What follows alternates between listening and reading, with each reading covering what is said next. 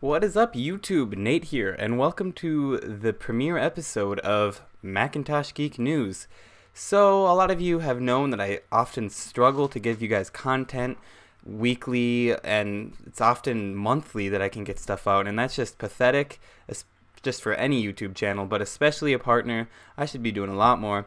So this is my answer. This is going to be a weekly show. I can't guarantee that it's always going to be on Fridays, but since that's when the premiere episode is, it's going to make sense to look for it at the end of the week sometime.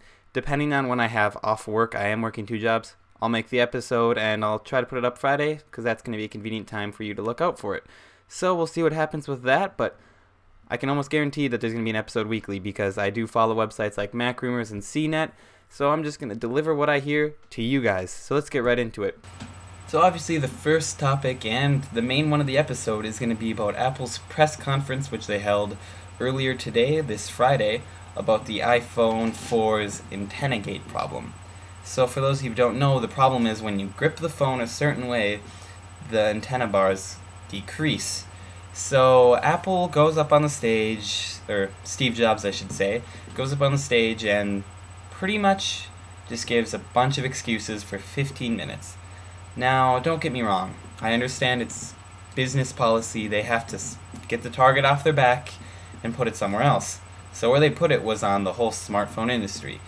Granted, what he said was if you pick up almost any smartphone today, grab it that certain way, it's going to do the same thing. And I did replicate the experiment on my Droid, and it did decrease the antenna. So why is Apple getting pointed out in this mess? Well, my theory is this, because Apple's supposed to be innovating their products. I think the problem with Apple is they always kind of talk about the perfection that their products are on stage, and when people don't get that perfection, well, people are going to get upset. I mean, even Steve Jobs said up there, he said, when we were designing the iPhone 4, we saw this antenna problem. We knew it was there, but we didn't think it would be a problem. Now that even made me a little angry, because it seems like Apple is blaming the smartphone industry, saying that this problem isn't completely our fault.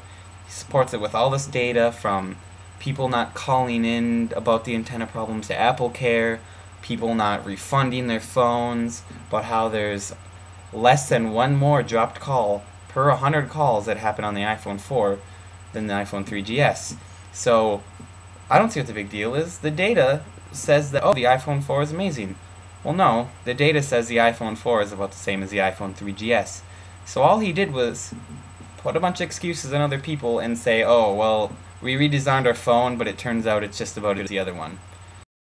So what Apple pretty much did was make it a prettier phone that isn't really innovating from the last one. Now don't get me wrong, I love Apple. I do like the iPhone 4 too, and I personally don't think I would have a problem buying one, even with the antenna issues, because I don't even grip a phone like this. I usually hold it with my fingers up here, like so.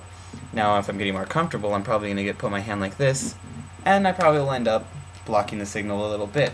So I probably will run into the issues, but the fact of the matter is still that the iPhone 4, although it is still a phone, does so much more that doesn't require the antenna. So you kind of weigh it out, and it's still a great product. But the fact of the matter still remains that Apple claims they knew about it and didn't try fixing it. Now, you can't fix every single problem with a product. That's just unlikely. That's too much to ask for. Even in Apple's case, a company that's known for innovating, you just can't expect it from them. But at the same time, you can't have them go up on the stage and just say, yeah, we knew about it. Sorry, guys. That's a little rude. So, of course, now we're stuck with this dilemma. What is Apple going to do? Some people predicted a full iPhone 4 recall.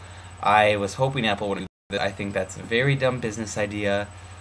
It's just not a very good idea to make money, obviously, but at the same time, people are going to go, oh, they're recalling this? It probably sucks a lot. You know, I'm done. Give me the refund. Which Apple is offering a refund for people who are frustrated. But I'll get back to that later. So people are going to think, oh, if they're recalling it, it's probably really messed up. But it's not really messed up. You know, it's just slightly messed up. So I think what they're doing is kind of a good idea, and here's what it is. They're offering people cases. Now, that is kind of weird when you say cases. How is that going to fix the problem? Well, some people, they're able to apply which case they want, and they can pick the bumper case, which will bump up the signal strength when it's on there and give them clear call quality, less dropped calls, etc. But some people are going to be stuck with just a regular case. So, I mean, Apple's kind of in a dilemma here. This isn't going to completely solve everyone's problems, but it's something. So, yeah, and they're also offering a full refund, but AT&T revealed that this won't include their service, so you're going to have to get a new AT&T phone or pay more money to get off AT&T service. So, that's a bummer. Overall, the conference, yeah, it's going to hurt Apple in the long run, no matter what they did. So, hopefully things get brighter for Apple for the iPhone 4, but for the moment, this topic is done. Moving on. In other smartphone news, the Droid X was released this week and actually ended up selling out completely on the shelves. So, iPhone 4 better watch out, and a lot of people are predicting that this is going to be a tough competitor, which a lot of people predicted the Droid would be. And yeah, overall Android, the operating system which is featured on a lot of networks, is kind of starting to creep up on Apple, and I think Apple is probably starting to get a little weary. Along the same lines, the Droid 2 is being rumored all over the place, and it looks like it's going to be similar to this one. Maybe silver is what some pictures have shown. And yeah, so that's rumored and will probably replace this Droid in the near future.